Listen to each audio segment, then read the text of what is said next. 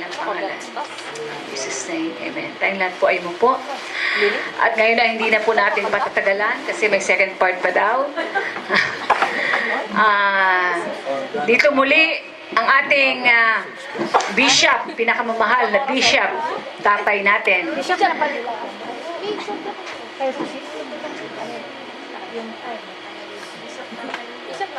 Si Tatay Bishop. Tatay ko to eh. So, let's welcome in our midst the man of God, Bishop Joby Galarraga. Hallelujah! Tayo natin tumayo. Amen, amen. Hallelujah. Praise the Lord. So, habang kayo po ay nakatayo, ay magbabasa po ako ng tingnan po natin ang Bibles po natin mula po sa Genesis chapter 12. Asan po yung Genesis? Sa Old Testament, ano? No? How many of you believe it is in the Old Testament? Okay. Tingnan nga natin. Yun, nasa Old Testament nga, no? Basahin po natin ang Genesis chapter 12 at mula po sa verse 1 hanggang sa verse 3. Sabay-sabay. Lahat po ba tayo may Bibles? Amen. May Bibles po ba tayo? Binabasa po natin every day? Amen. Naku, kumunti yung nag-amen doon. Amen. Ano man pong version, Tagalog or English, basahin po natin to na sabay-sabay. 1, 2, go! Now the Lord said unto Abraham, Go from your country, your people, and your father's household to the land I will show you. I will make you into a great nation. I will bless you. I will make your name great, and you will be a blessing. I will bless those who bless you, and whoever curses you, I will curse. And all peoples on earth will be blessed through you. Okay? Punta po tayo sa Book of Acts, chapter 1, verse 8. Asan yung Book of Acts? New Testament.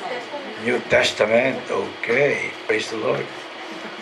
Mas magaling pa kayo sa mga Zoe students. Ha? Ay, sorry ako.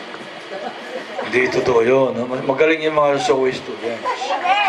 Oh, iisa yung nag-amen doon. No? Oh, magaling ba sila? Oh, tatlo. Acts chapter 1 verse 8. Sabay-sabay, English, Tagalog, whatever your version is. 1, 2, go! Receive power when the Holy Spirit comes on you. You will be my witnesses in Jerusalem and in all Judea and Samaria and to the ends of the earth. Sino na po sa inyo nakapunta sa Samaria? Samaria. Ang capital po ng Palestinian territory ay Ramallah. Ang Samaria po ngayon ay yung Nablus.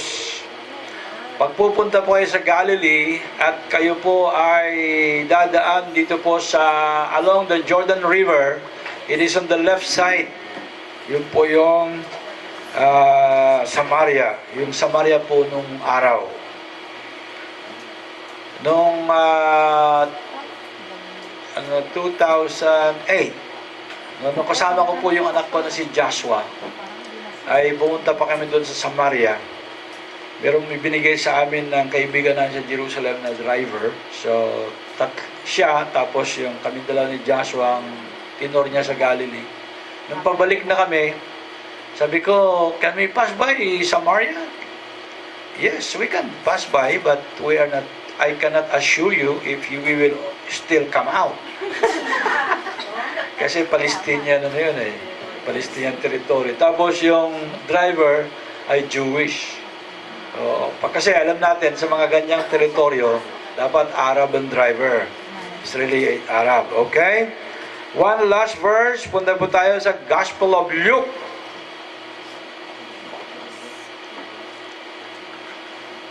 Gospel of Luke. Asan po yung Luke?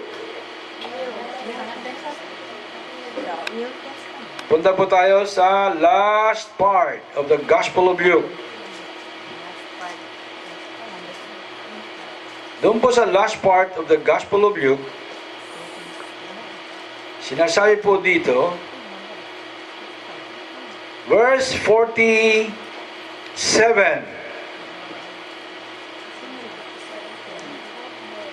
Chapter 24 of the Gospel of Luke, verse 46. He told them, meaning Jesus told them, this is what is written, the Messiah will suffer, rise from the dead on the third day, and repentance for the forgiveness of sins will be preached in His name to all nations. Everybody say, to all nations. To all nations. Beginning at Jerusalem. No? Sinabi doon sa Acts chapter 1 verse 8, from Jerusalem, pupunta sa Samaria, pupunta sa Judea, until the uttermost part of the earth. Noong pong araw, akala ko po yung uttermost part of the earth ay yung Romblon. No? Sino taga Romblon dito? Meron? Yung Romblon, meron silang yung tinatawag na lugar, yung merong engkanto. Kayatong. Oo. Sabi ng kaeskwela ko na nagpapastor noon sa anong bayan? Ginbirayan, no? Sa Ginbirayan. Sabi niya, Jovi, bukas, maaga tayong akyat ng bundok. Oo. Bakit? Ipapakilala kita sa engkanto. Oo. Eh sabi ko naman, baka mamaya magustuhan ako niyan. hindi na ako makakabalik sa Manila niyan. So, pumunta kami doon sa taas. Remember, nakapunta ka na ba doon? Sa Kayatong? Oh, tapos, wala naman kami nakitang engkanto. Oo, nakita namin yung mga, kunwari daw, ito yung ano, may mga, yung bang stream na pababa, yung tubig. Oo. Sabi sa akin, Joby, amuyin mo yan. Amoy sabon yan. Diyan naglalaba yung mga engkanto. Kaya inamoy ko, parang amoy tide nga. Amoy breeze, amoy tide. Nung araw pa kasi, yun ang mga popular no? Tide saka breeze. Oo. Tapos pinakita sa akin yung kung ano-ano yung mga ano. Sabi ko, hindi ako interesado dyan. Boy, gusto ko yung engkanto. Saan na? Engkantado. Eh wala, that day hindi kayo punta. Akala ko, uttermost part of the earth na yun. Oh, kasi layo Layo ng nilakad namin. Alam niyo naman sa Romblon, tsaka sa probinsya, pag sinabing dyan lang, huwag kang maniwala doon, ano? Oo, kasi tinanong ko gaano katagal yan. Yung mga taga dito, ang sabi nila, isang sigarilyo lang yan. Oo. Yung pala, isang sigarilyo na hindi sinisindihan. Huwag kang matagal. Naka-eskwela ko na yan. Matagal na po yun. Sina Pastor, Pastor Boy Farito. Okay. Tinan po natin mga kapatid. Sabi dito sa verse 48, you are witnesses of these things. I am going to send you what my Father has promised, but stay in the city until you have been clothed with power from on high. Everybody say, you are witnesses of these things. As sabi ni Jesus sa Acts chapter 1 verse 8, you shall be my witnesses. Praise God. Let's pray. Father, sa pangalan ng iyong anak na si Jesus, whom we proclaim as the Savior and the Lord of all nations, we come before you, Lord, even tonight, before your throne, because from your throne flows out blessing. From your throne flows out your grace. From your throne flows out your provisions. Lord, your throne we come and bow before. Salamat po, Panginoon. Tuturuan mo po kami ngayon pong gabi. At ikaw po ay kami po ay may hahandog sa iyong makamay. Lord, salamat. Bigyan mo po kami ng unique, clear understanding of that which you have purpose for us to do. Sa pangalan ni Jesus, we thank you, Holy Spirit. Teach us, bless us, lead us into your truth. And everybody say, Amen. Palakpakan po natin ang Panginoon. Praise the Lord. Hallelujah. Ang sabi po sa akin, maiksi lamang po ang aking pong ikwento sapagkat meron po tayong second part. So ngayon po ay 9:30 na, 9:35. At ang maiksi po kasi sa amin sa Pangasinan, at least 2 hours, no? So, maiksi lamang po. Praise God. Sino po sa inyo naniniwala na pag tayo po ay na-born again, sigurado na po tayong pupunta sa langit? Wala? Sino po sa inyo sigurado nang pupunta sa langit? Yung po mga hindi nagtaas, hindi kayo sigurado, no? O, papupunta ko kayo mamaya dito para kayo po ay masiguro. Sino po sa inyo naniniwala na tayo'y pupunta sa langit? Okay, glory to God. Kailan tayo pupunta sa langit? Ha? Ano? God's perfect time. Oh. Kasi mga iba yung paniniwala sila sa God's perfect time. Pag meron silang kaaway, sabi niya, sana ito ay makapunta na ito sa sa mauna na ito. God's perfect time. Pero maraming mga taong mga alagad ng Diyos na tunay na pariwara sapagkat kung ano-ano ang sinasabi nila na revelation daw ng Panginoon sa kanila, na ang pagdating ng Panginoon ay October, May, etc. etc. Nakarinig na ba kayo ng ganon? Meron noon sa Cubao, isang Koreanong propeta daw, Ban Ik-ha. Oh, you remember Ban Ik-ha, no? At nag-prophesy na darating daw si Lord October. Nakalimutan ko na kung anong araw, anong taon yun. 1990s yun eh. Mga siguro middle 1990s. Marami pa nga mga pastors na talaga, mature pastors, matatagal na pastors, ay sumama po doon sapagkat dinala lang sila sa Korea. Libre ang pamasahe, libre ang hotel, libre ang pagkain, etc. At meron pang pabaho nung umuwi sila na nisi ramen. Naniwala na sila doon. Pero sinasabi po sa salita ng Diyos na walang nakakalam kundi ang ating Ama. Amen? Kaya pag meron po magsasabi po sa inyo, huwag po tayo maniniwala. Why? Sapagkat yan po ay hindi nakasulat sa salita ng Diyos. Siguro 2 days ago, meron pong binabasa si Marilu, na Sister Marilu, na isang news, at meron daw sa Florida, ang nagpro-prophesy na ang Panginoon ay darating sa October. Oo, 2011. Narinig niyo na ba yun? Nabasa niyo na ba yun? Nasa Yahoo News. Oo. Ang dami na mga ganong klase, Kailan daw, sabi ko, si Mariel dyan, nagbabasa dyan sa kanyang online, dito naman ako sa kabila. Kailan daw? Sa October daw. 2010, 2011. 2011, tinan ko nga, 2011, sabi niya. Ano pa lang ano lang ngayon, sabi ko. March lang ngayon, di matagal pa. Wala tayong problema. Naalala ko po minsan, galing po ako dito sa Europe. Pag uwi ko, sabi ng mga kaibigan ko mga pastor, Joby, mabuti at ikaw ay dumating na. Bakit? Hindi mo ba alam na darating na si Lord daw September 8? Kasi 1988 yun eh. 1988, kagagaling ko lang po sa Geneva kasi nag-postgraduate course ako doon sa Geneva. So, darating na. ano na ngayon? September 8. Anong araw na ngayon? Mga September 1 pa lang. Ay, tagal pa pala eh. No? Meron pa. Kumita yung church na nag-promote. Kasi nag-promote sila ng pamphlets eh. At nakalagay doon, why Jesus Christ is coming on September 8, 1988. Oh.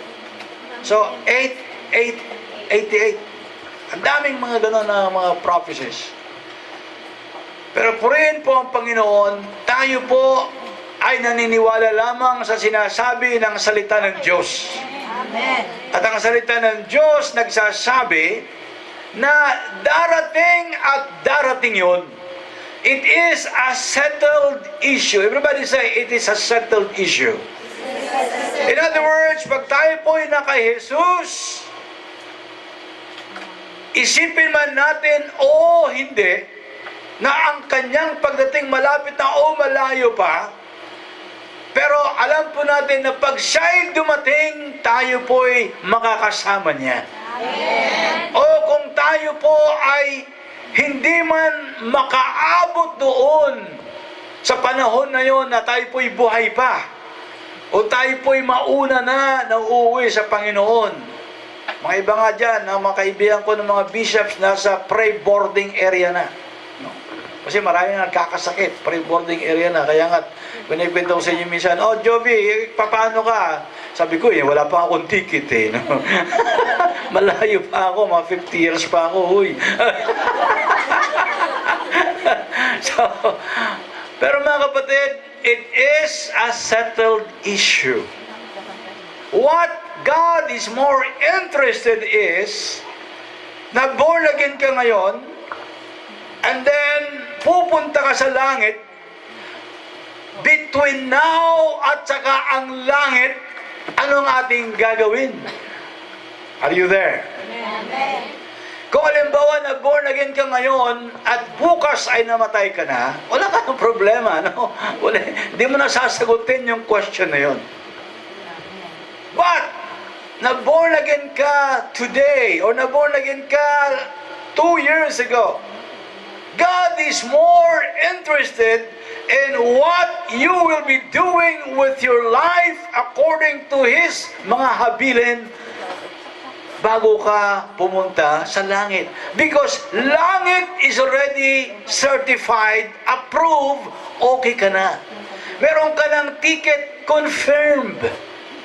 Amen? Meron ka na ng upuan. Naka-confirm na rin yun. So, hindi mo na kailangan ano yan. Tatawag ka ngayon sa KLM, sa KLM ngayon, at lahat po ng mga, halos lahat po ng mga business establishment ngayon sa Manila, pag tatawag ka, wala nang sasagot sa iyo na yung tunay na tao, no? Oo, yung mga call center people na lang, yung tunay na tao, puro voicemail na lang. Oo. Pagtawag ko sa KLM, kasi po KLM ang sinasakyan po namin.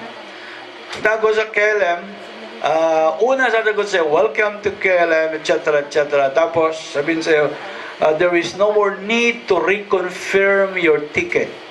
Kasi dati, di ba, nung kayo po'y nagro-plano nung araw, you have to reconfirm pa yung ticket mo, etc. Sino po sa inyo pumunta dito na nagro-plano?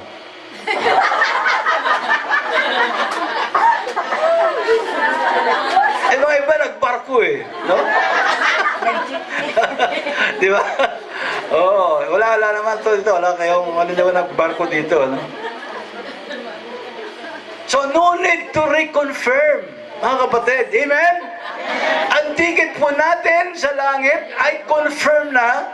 There is no need to reconfirm because it is already assured. Hallelujah! But God is more interested. Everybody say, my God is more interested sa buhay ko ngayon bago ang langit. Sapagkat sigurado na tayo sa langit. But between now and langit, anong gagawin natin? What will we do? Sapagkat if you don't know what to do, then between now and heaven, you will be the most bored person on earth. Amen? Sapagkat walang gagawin mo. buhay mo na bilang isang Kristiyano. Pupunta ka sa church, nakaupo, pupunta ka sa kung saan-saan, kumusta ka na, anong ginagawa mo? Naghihintay. Anong hinihintay mo? Langit. Kailan ba? Kailan ang biyahe mo? Hindi ko alam. Basta naghihintay ako eh. But God is interested that we do something with the years that we have between now and heaven. Nung ako po'y nasa Bible College, ang aking pong faith, pastora, ay ako'y buhay pa pagdating ng rapture. How many of you believe in the rapture? At sino nakakalam ng rapture? No? Mga iba, rap lang sa rap. The rapture. Yung rapture, yung pagdating na muli ng Panginoon, the first stage, pero hindi siya bababa. At kukunin niya yung mga una, yung mga patay na kay Kristo, pangalawa, yung mga buhay pa kay Kristo, magsama-sama tayo doon sa ere. At tapos, later on, babalik po tayo, bababa po siya sa lupa, at kasama na po tayo doon. Amen. Kung hindi po kayo sigurado na kasama kayo doon, bumili kayo ng ticket mamaya. Amen. Libre lang yon, hindi kayo bibili. Oh, libre. Lilibre po kayo ni Sister Lynn. But there is something very essential, there is something very important, there is something na hindi magagawa ng Diyos. Kaya nga ipinapagawa sa atin between now and heaven. Ano kaya yung hindi magagawa ng Diyos? Di ba walang imposible sa Diyos? Di ba ang Diyos sa Kanya lahat ang kapangyarihan? Bakit sabi mo, Pastor Joey, hindi niya magagawa? Yes, hindi niya magagawa sapagkat iniutos na niya na yun ay gawin natin. Hindi na niya magagawa. Ibinigay na niya lahat ng kasangkapan, ibigay na niya lahat ng biyaya, ibinuhos niya na lahat ng resources upang ating magawa ang kanyang ipinapagawa. Sapagkat hindi na niya magagawa at hindi siya ang gagawa. At hindi ang kanyang anak ang gagawa sapagkat nung pumunta ang kanyang anak, he was here for 3.5 years at sabi niya, I am finished. It is done. Now I am going home.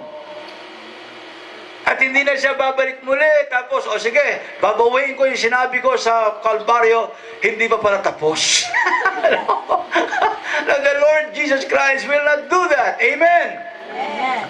But the Lord has called you and me as His partners. Everybody say partners. Partners. He has called you and me as His partners upang kanyang ninanais na mangyari sa lupa between now and heaven ay mangyayari at matutupad at iyon ay magwawakas sa isang maligaya at kagalak-galak na panahon. Amen? Kung makikita po natin sa Book of Revelation, pagdating po natin doon sa harapan ng ating Ama, in English, nakalagay tribes and nations and languages. Ibig sabihin, lahat yan, lahat tayo'y nakaharap sa Panginoon at nag-worship sa Kanya. Tribes and nations and languages. In other words, makakasama ba natin yung mga Palestinian sa Gaza? Yung mga maboborn again? Yes. Makakasama natin yung mga Muslim sa Egypt? Yes. Kaya nga po, ako po excited sa mga nangyayari ngayon sa mga Arab nations. Ang nangyayari po ngayon sa Arab nations is something that is very powerful. Very amazing, mga kapatid. Kagaya po na nangyayari sa Libya. For over 40 years, iisang diktador dyan. Meron kaming barkada, noon ay kasama ni Sister Grace Gupana, si Sheila, ewan ko kung nakapunta si Sheila dito noon, nung una silang nag-unfurl na flag sa Masada. Ang kanyang husband ay diplomat ng Libyan Embassy noong araw sa Pilipinas. Christian ito si Sheila at napangasawa niya ay Arab na hindi mananampalataya. Pero siguro, nakrasan niya talaga yung Arab at nagpakasal sila. So, nung nagkakagulo doon sa apat po ang kanila anak, nagkakagulo sa Libya, Facebook ko si Sheila, sabi ko, anong siya nasabi ng asawa mo sa nangyayari sa Libya? Ay, sabi niya, Bishop, nako, nag-pray-pray na nga siya. Hindi ko alam kung saan siya nag-pray-pray. Nag-pray-pray siya na talagang babagsak na si Gaddafi. Oo. Kasi po, nangyayari mga kapatid ngayon, nagbabagsakan yung mga diktador. Nagbabagsakan yung mga matatagal na sa pwesto dyan. At ang sigaw ng kanilang mga people, the cry of their people is democracy, democracy, democracy. Magkaroon ng eleksyon, magkaroon ng freedom. At kung magkaroon ng freedom, magkaroon ng democracy, in other words, there will also be freedom for the gospel of the Lord Jesus Christ. Amen? Kagaya po na nangyari sa China, kagaya po na nangyari sa Russia. Nung pong ang Russia, USSR, nung pong araw, no? Nung kayo po ay, nabutan ba niyo yung social studies sa high school? No? Diba? Yung mga maps, mga geography, etc., etc., no?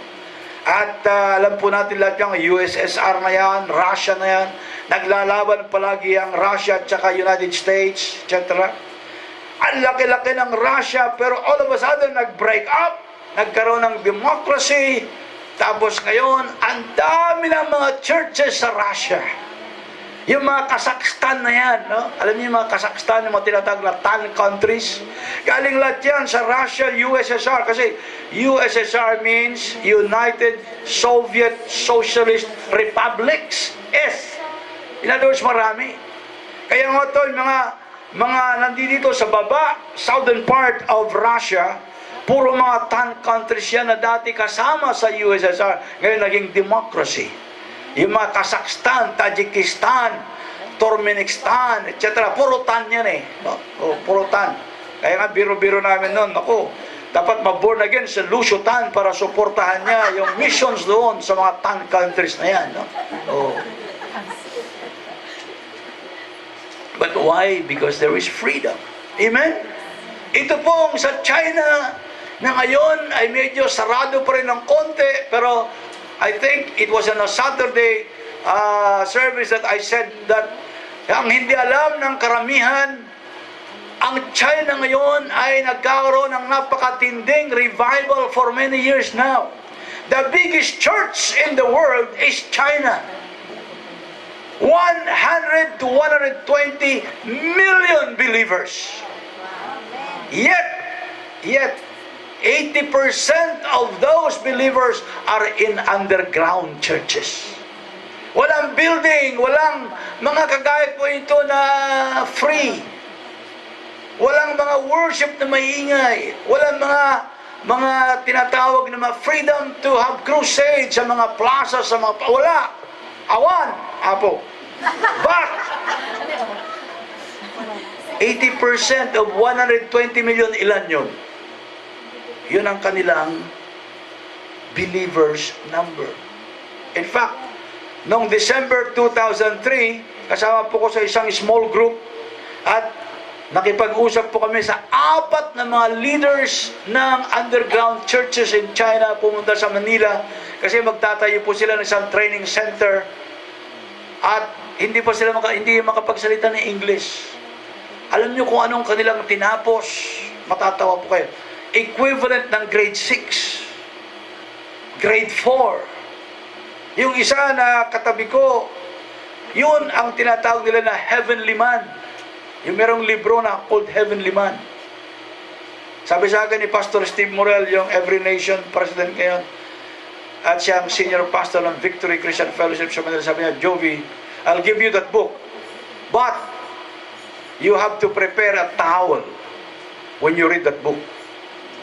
Why? Because you will be crying a lot. Oh, okay, don't give it to me. I don't want to cry.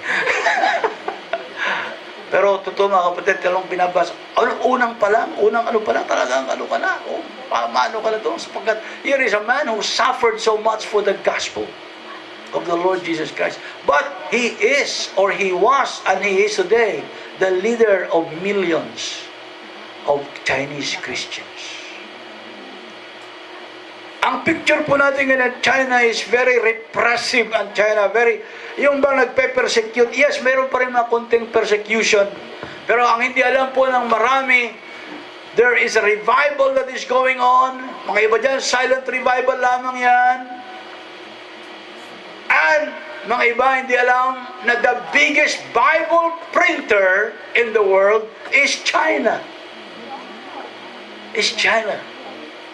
Amity, A-M-I-T-Y printing is the biggest book printer in the world today. At meron po silang Bible division. United Bible Societies, Philippine Bible Societies, International Bible Societies, New Life Bible Society. Wala pa naman yun, no? Oh. Doon nagpapa-imprenta. Why? Mura kasi. May quality na, may mura pa. At ang assurance ng Chinese authorities, walang strike. Walang strike. And there is something that is growing on. In other words, what I am saying, mga kapatid, is this. Are you still there? Amen. Lapit na ako matapos. Maganda na kayo. 30 minutes na lang.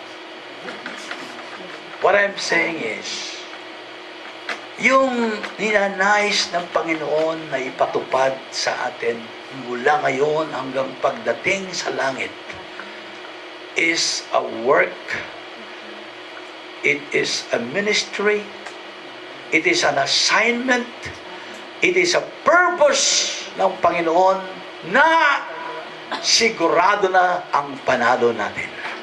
Hallelujah! Amen! Pagbibigyan ka ba ng trabaho na sigurado ikaw ay magsasucceed, tatanggapin mo ba? Kung ikaw ay bibigyan ng assignment na siguradong ikaw ay magsasucceed, tatanggapin mo ba? Yes! Tinanggap ni Abraham ang kanyang assignment. Ano yung kanyang assignment? Well, hindi alam ni Abraham from the beginning kung anong kanyang assignment, sapagkat alam po natin, sinabi ng Lord sa kanya, Abraham, umalis ka dyan sa iyong kinalalagyan, ang iyong comfort zone na Alcalapangasinan. Umalis ka dyan, no? Na Ur pala, Ur.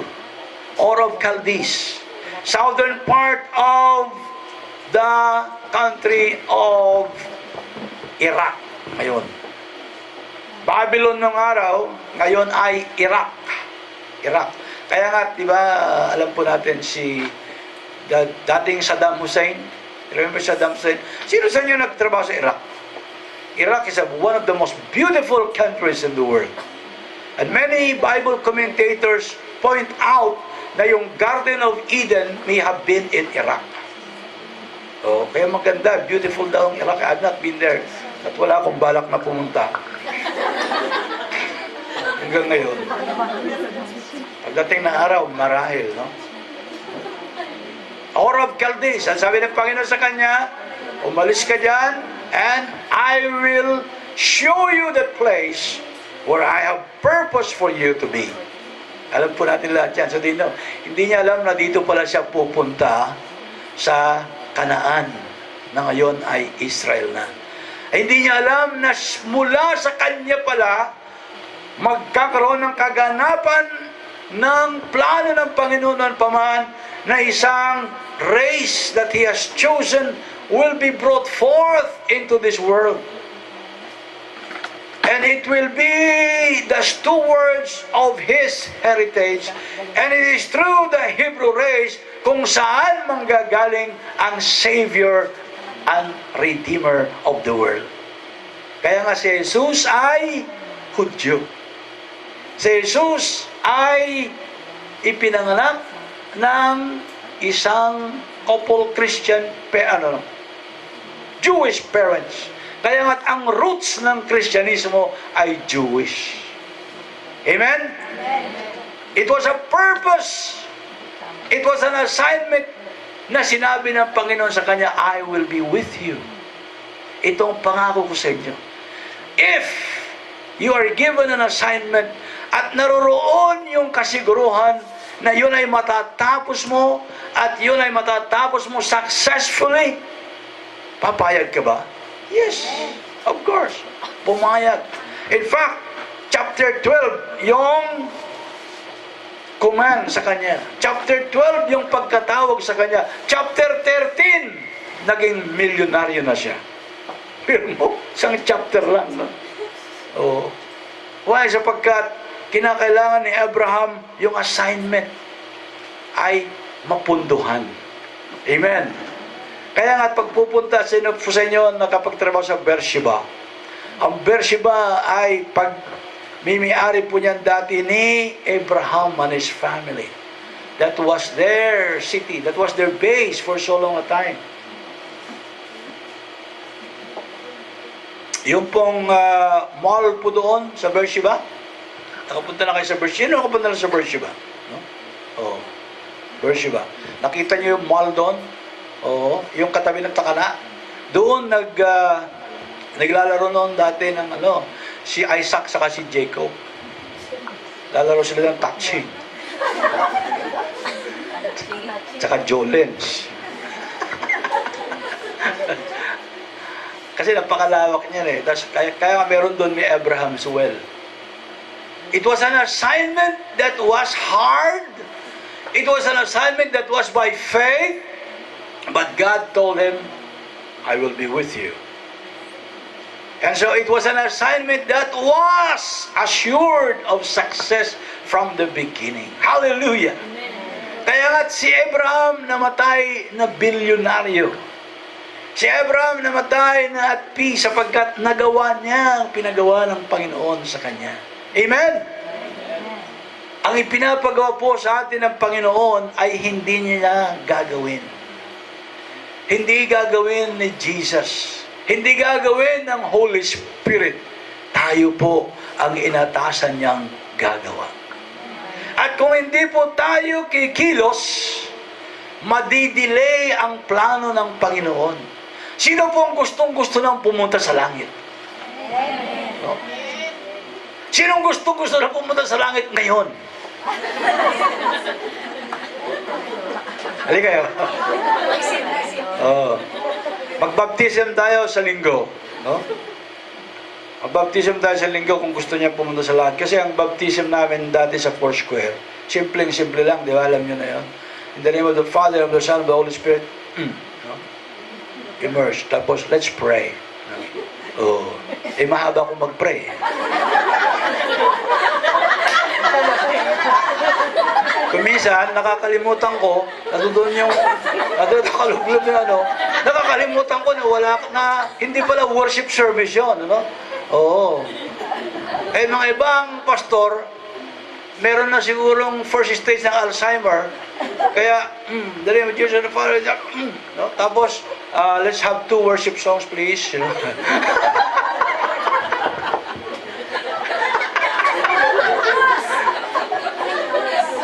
O, didiretso ka na sa langit.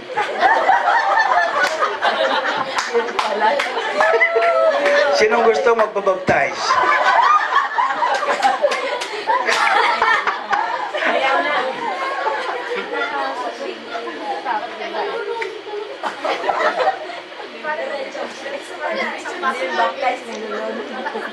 How many of you believe na hindi gagawin ng Panginoon at hindi niya gagawin ang kanyang ibinigay na kautusan sa atin? You shall be my witnesses. Sabihin mo niyo sa iyong katabi, you. Amen?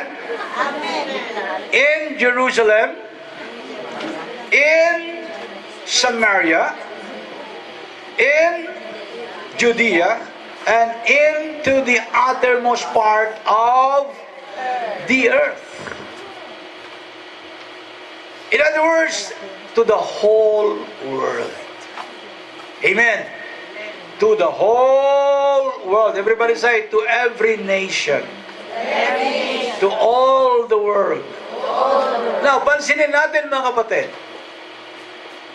Inuna ng Panginoon Jerusalem.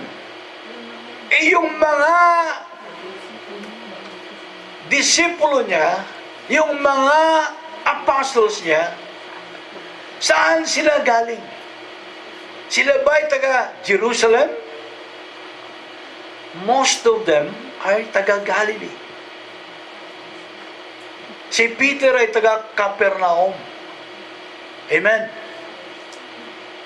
Kaya siguro si Peter, di ba? Sinong sumama nun sa Capernaum? New Year ba yun? Mr. Malu? Oh. Yung kumain tayo sa restaurant? Oh. Kumain tayo sa restaurant? Baka si Peter nagtayo nun eh. Kasi pumunta tayo doon, tapos pumunta tayo sa kabila, yung the town of Jesus. Tapos nakita natin yung ruins of the house of Peter. At doon yun. Capernaum si Peter. Oh, siguro kasosyo sa doon eh. Sa restaurant na yun. May suspicion ako niyan. Kasi mahal eh. Kaya nga doon nagsimula yung St. Peter's Feast. Taga Galilee sila. Kumbaga sa atin mga kapatid, sila ay taga Pangasinan, hindi sila taga Manila. Ang Manila is Jerusalem, the big city. Galilee ay village, barrio yan, mga mangingisda lang yan, etc. No? Yet, ang sabi ng Panginoon sa kanila, starting in Jerusalem, and then to Samaria. Samaria nung araw pa sa Gospels, mga kapatid, hindi na nag-uusap yung mga Hudyo at saka yung mga Samaritans. Kaya nga, you remember doon sa John chapter 4, yung babaeng Samaritana, sabi niya, bakit ka nakikipag-usap sa akin? Bawal yan eh. Culturally, marami silang mga differences in the past, kaya hindi sila pwedeng makipag-usap. Kahit na makapag-text, hindi pwede.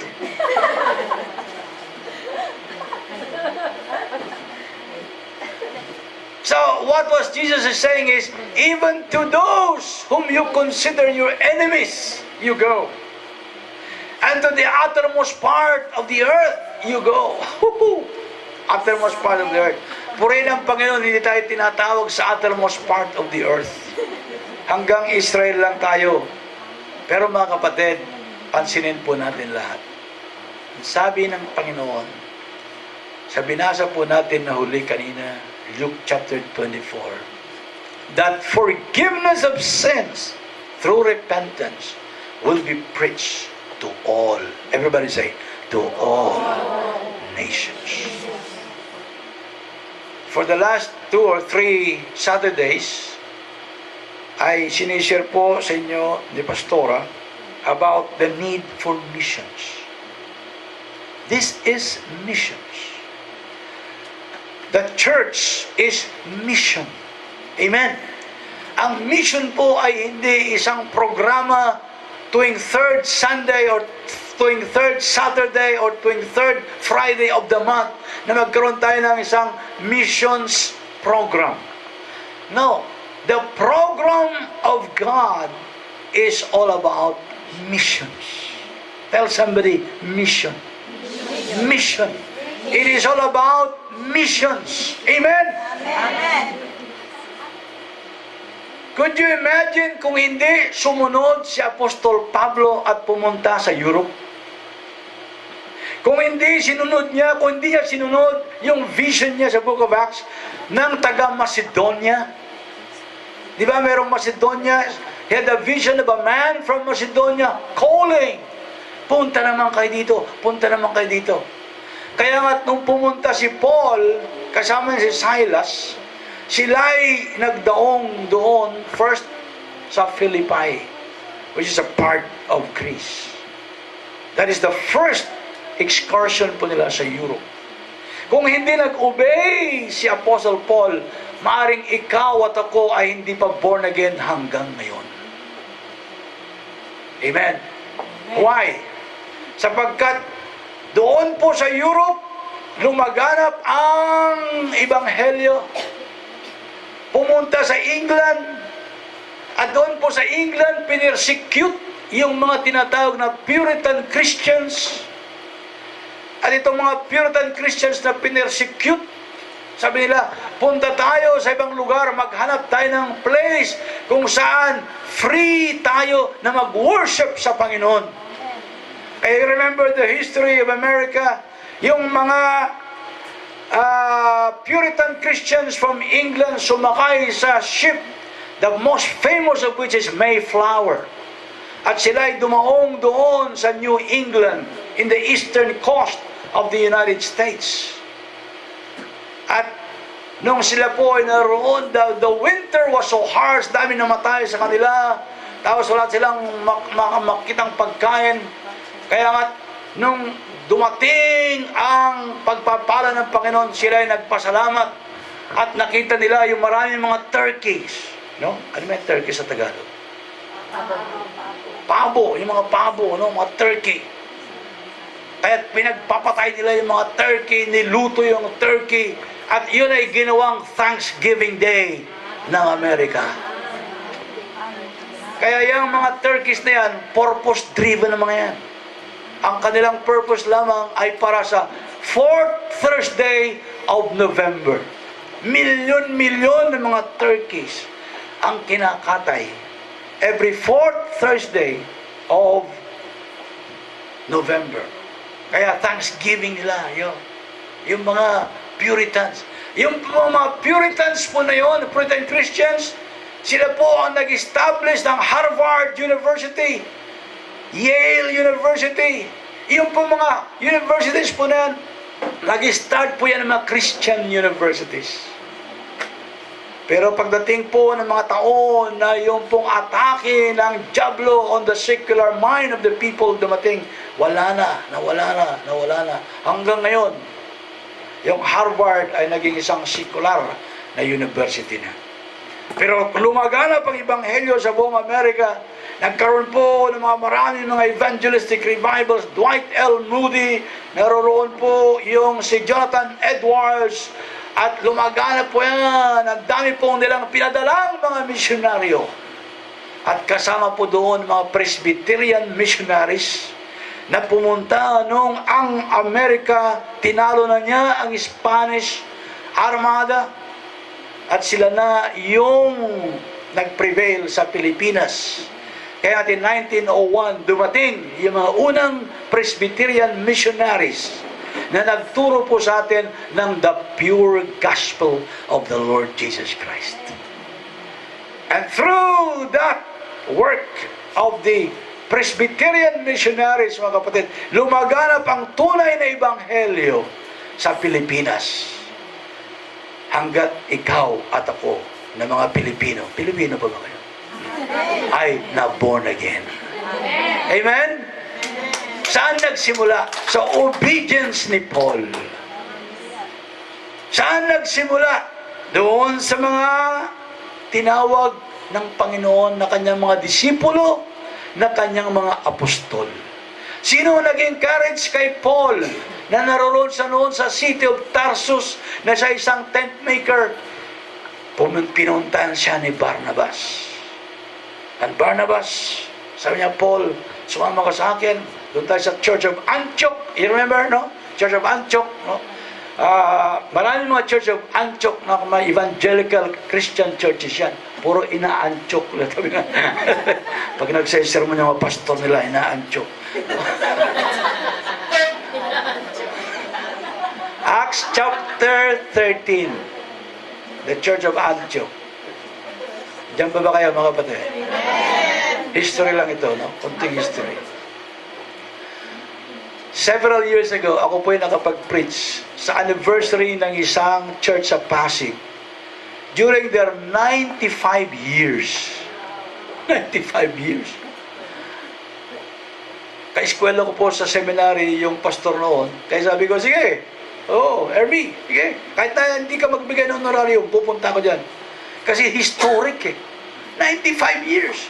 Kaya nga, 1 month yung kanilang celebration. It is one of the oldest churches na itinayo pa ng mga misyonaryo na pumunta. Presbyterian. Dati Pasig Presbyterian Church. Hindi ko alam ngayon kung yun pa rin. is a very, very exciting thing, mga kapatid. Kung malaman po natin. Yet, mga kapatid, konti na lang, no? Nakikita ko na kasi yung nag-aanda doon. Kaya, oh.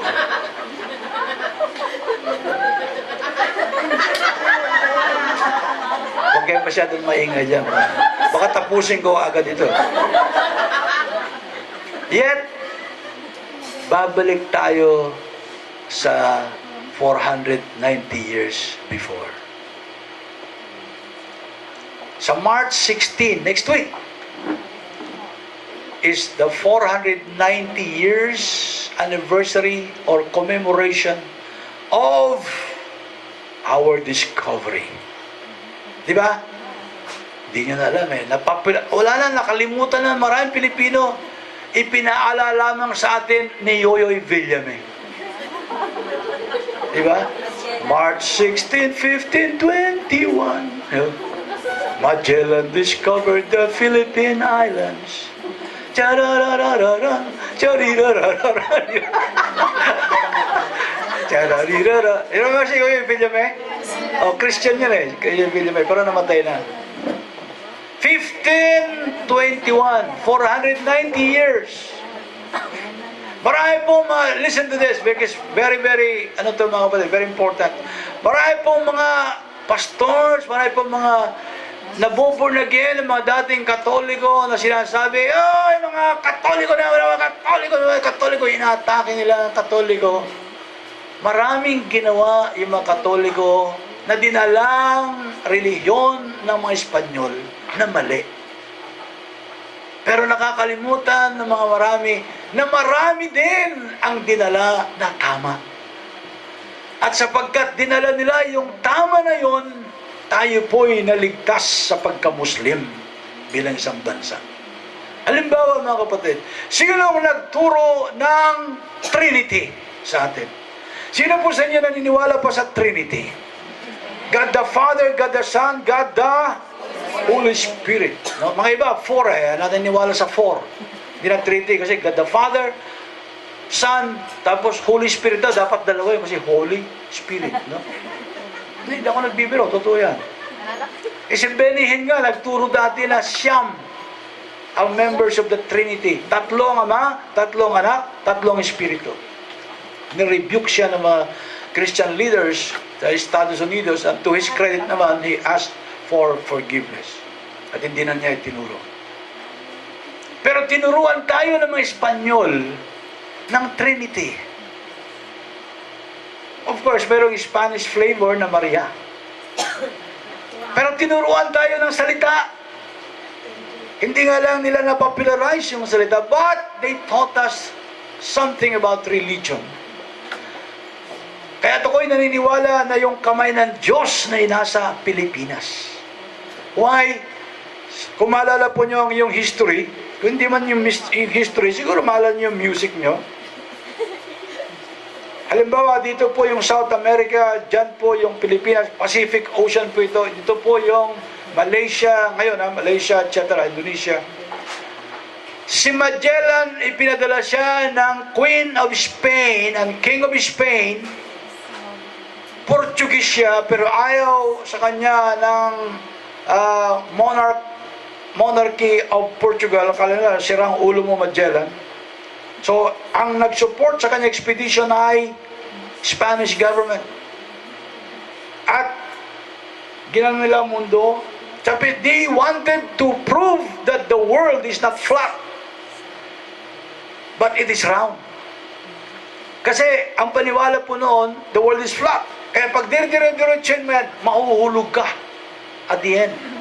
Yes, that was the belief ng araw. Pero they wanted to prove, Magellan wanted to prove na no, it is round.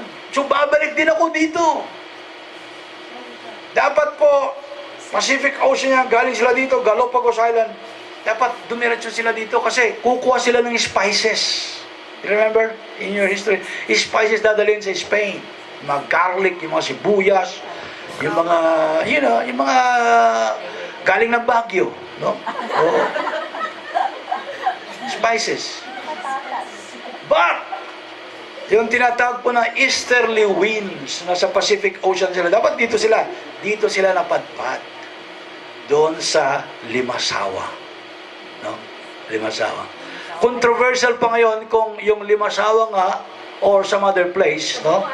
Mga iba, Butuan, mga iba, Limasawa, no? Hindi na po tayo, doon, no? Hindi na po tayo nakikialam doon, lalo na yung Limasawa, no? Mahirap yun. Sabi ni Master sa lipi. Oo. Baka nga sa Pangasinan, eh. Are you there, mga kapatid? Amen. And because Magellan came, naging Christian, quote-unquote, ang Pilipinas. Christian in the sense na hindi Muslim. Amen. Tingnan niyo, yung mga nations around us. Indonesia, Muslim. Malaysia, Muslim. Brunei, Muslim. Dito, Singapore, halo-halo yan. Punta ka dito, Thailand, Buddhist. Pupunta ka dito, Buddhist. Pupunta ka doon, Buddhist, tapos punta ka doon, Hindu. So, yeah. Ba't tayo lamang inalagaan ng Panginoon? Amen. Amen? Kaya meron po tayong heritage sa misyon na hindi nagagawin ng Panginoon, hindi nagagawin ni Jesus, ikaw at ako ang gagawa. Amen. Hallelujah. And if we say yes to the Lord will be pleased, the Lord will be happy.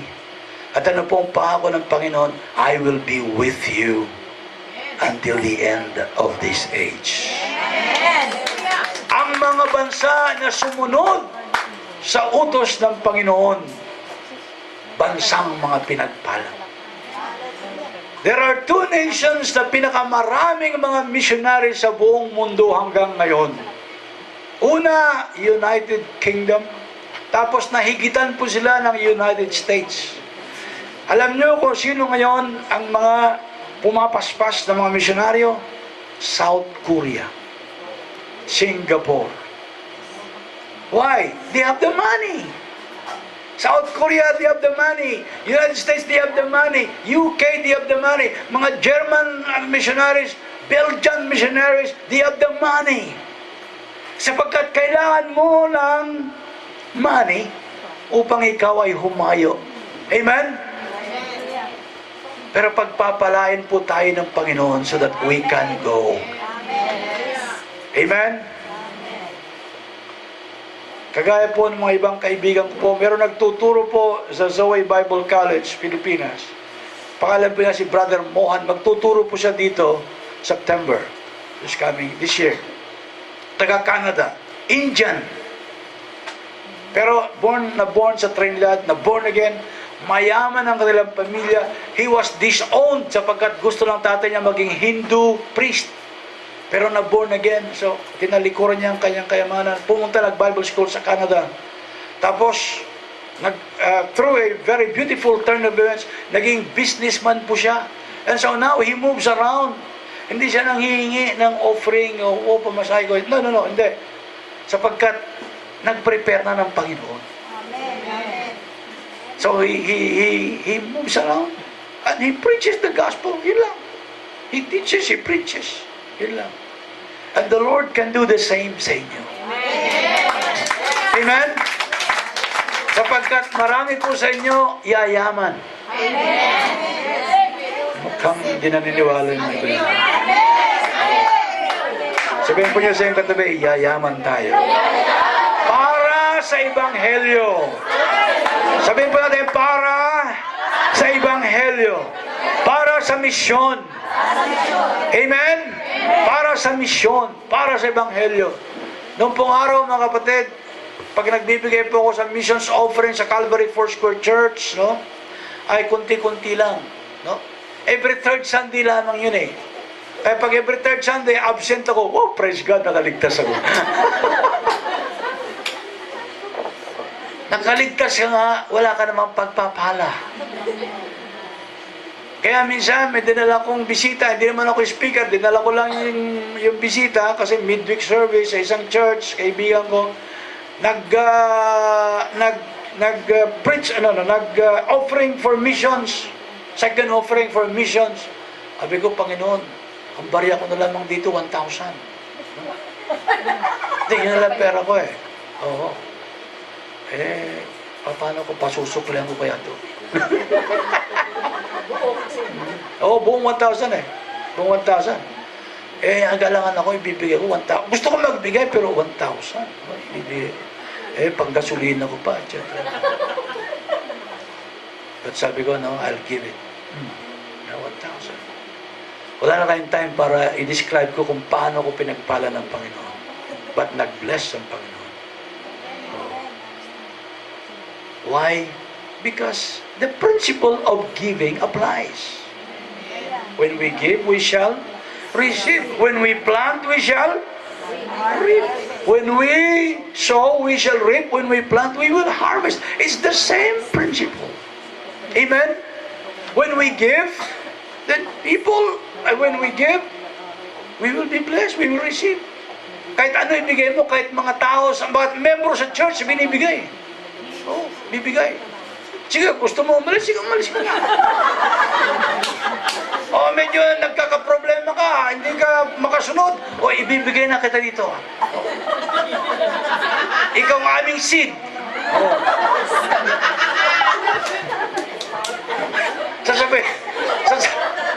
Sasabihin ng mga pastor na pinagbigyan mo, thank you ha. Kung ikaw pastora, baka bad seed ito ha. Hindi, basta seed yan. Ikaw nang bahala. Kasi mga iba, ibang ginagwardya nila yung na parang isang dosenang Jaworska nagwagwardya sa iyo. Ibigay mo, sige, ibigay mo. Because the Lord will apply His own principles. Give and we shall receive. Yung isa, dadagdagan ng 10. Yung 10, dadagdagan ng 50, whatever. Hallelujah!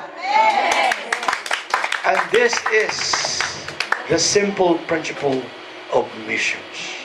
Kaya nga, nagkaroon po ng pledge last Friday. Last Saturday, nagkaroon din ng pledge upang magbigay po tayo sa mission. Why? Ang pangalan kasi natin, international. How many of you know the full name, formal name na nakarehistro sa Securities and Exchange Commission? Anong pangalan? Israel, Philippines, New Life, Christian Ministries International. Ang haba, ano? So, international. Dapat maging international tayo. Dapat magkaroon ng new life sa ibang bansa. Amen? Kukunti na game ito. Sabihin po niyo sa katabi, sigurado naman siguro yan. Sigurado. Alin sa inyo, sigurado. Magkakaroon tayo. Ay mga iglesia ni Cristo, matuto po tayo doon. Hindi po tayo matututo sa kanilang doktrina. Yung kanilang doktrina mali. Pero method nila tama. Yung mga membro po nila, sinusundan nila. Kahit isa't kalahati ng membro lang yan. No? Oh. Kaya, dahil sinusundan nila yan, pagka meron ng mga 5 or 7 families, nag-organize na sila ng lokal. Kaya nga, unti-unti. And then, you go around the world today, pupunta ko sa LA, pupunta ko sa New York, pupunta ko sa Canada, pupunta ko sa Europe, makikita mo yung mga malalaki, the same architectural design. Amen? Amen. Kaya Lynn, no? Yan ang assignment mo. Amen. Kaya dapat masulatan si Sister Lydia. Oh, puro siya bigay ng bigay, no? Oh, ang dami niya itinanim na. The time of harvest is coming. Kaya nga po, meron po tayong long-term na balak, plano ni na pastora, mga leaders, mga kapatid, later on, kung meron po kayong mga kamag-anak at asawa o anak na hindi ba born again, maybe once or twice a year, magkaroon po tayo ng special evangelistic gathering for them. Sa Pilipinas gagawin. Mag-prepare ng ilang buwan para kayong gagastos para sa kanila. Pamasahin nila one day, no? Pagkain, no? Para ma-evangelize. Amen? Magkasakasama sila. And that will come. Then magkakaroon ng new life sa ibang lugar sa Pilipinas. Yung mga umaalis from here, pupunta ko saan? Sa UK, o sa Europe, o sa Canada, o whatever, babalik sa Divisoria, whatever, no? Mga kapatid, sundan natin. Hindi lamang sa prayers, but sundan natin with a plan. Ipag-pray natin na sila'y maging misyonaryo wherever they will be. Na magkaroon ng missions heart, missions mindedness, na hindi lamang upang kumita ng pera doon sa kanilang kinalalagyan ngayon. But there is a purpose. Mission. Amen? Amen. Hallelujah! Sabihin po niyo sa iyong katabi, tayo po natin tumaya. Sabihin po niyo sa iyong katabi, it shall be done. It shall be done. Hallelujah. Habang nakahawak po ang kamay, taas po natin mga kamay na yan. Silyaduan po natin ang banal na Espiritu. By the eyes of faith, God will give you a vision for mission. God will give us a vision for multiplication. God give us a vision for New Life congregations in many parts of the Philippines and many countries of the world. In the name of Jesus. At salamat po sa bawat isa magkaroon ng missions consciousness. Bawat isa magkaroon ng missions mindedness. Bawat isa magkaroon ng steering ng banal na Espiritu. Bawat isa, Panginoon, magkaroon ng disturbance na ibibigay sa iyo. Sa pangalan ni Jesus, magkakaroon ng tsunami of salvation. Magkakaroon ng tsunami of deliverance. Magkakaroon po ng tsunami of prosperity. Upang yung mga anak ay makahayo sa pangalan ni Jesus. Sa pangalan ni Jesus. Hallelujah! Magkaroon ng tsunami of Christian workers. Mga graduates, Panginoon, ng Zoe Bible College. Hahayo, Panginoon. Magkakaroon ng church po sa iba't ibang cities of Israel, iba't ibang lugar sa Europe, iba't ibang lugar, Panginoon, sa buong mundo. Sa pangalan ni Jesus, may tatayong bandera, Panginoon ni Jesus, even through the ministry of this church, in the name of Jesus. Lord, salamat po. Sinisilyaduan po namin yan sa banal na Espiritu. Ito po ay magkakatotoo. Ito po ay matutupad. It will come to pass for the glory of your name. Sino po magsasabi, Panginoon, ako'y available? When the time will come, I am available, Lord. I am available, Lord. I am available, Lord. Hallelujah. Hallelujah. Use me. Use me. Yan po ating deklarasyon. Use me, Lord. Use me, Lord. Use me to plant a church. Use me to have that church. Use me, Lord God, in the name of Jesus. Hallelujah. Panginoon, ang iyong mga anak na naririto ngayon sa Friday group, mga anak mo na naroon sa Saturday group, representasyon ng isang church in that city, in that town, in that barangay where they live. Sa pangalan ni Jesus, walang imposible sa iyo. Magkakaroon po ng resources. Sapagkat sa iyo ang resources. Ang resources wala sa Amerika, wala sa Europe. Panginoon, nasa iyong mga kamay. At i-release mo po yan, Panginoon, sa iyong mga anak. Because ito po ang iyong pangako. I will be with you. I will be with you until the end of this age. Lord, salamat po. At habang nakataas po ang bawat kamay, sabihin po natin lahat ang deklarasyon sa pangalan ni Jesus, the Redeemer of the world, the Savior of all nations. I make myself available. Lord, I say to you, I am available. In your time, I will answer your call. I will answer your call. In the name of Jesus. In the name of Jesus. Salamat po, Panginoon. Salamat po, Panginoon. And everybody say amen. Amen. Amen. Amen. Hallelujah. Praise God. Praise the Lord. Praise the Lord. Magkakaroon po tayo, no? Isa-suggest ko po, Pastora Nanay, magkakaroon tayo ng mapa ng mundo. Somewhere here. Tapos later on, lalagyan po natin asan yung mga churches ng Israel Feel New Life. Asan yung mga missionary ng Israel Feel New Life. Amen? Amen. Hallelujah.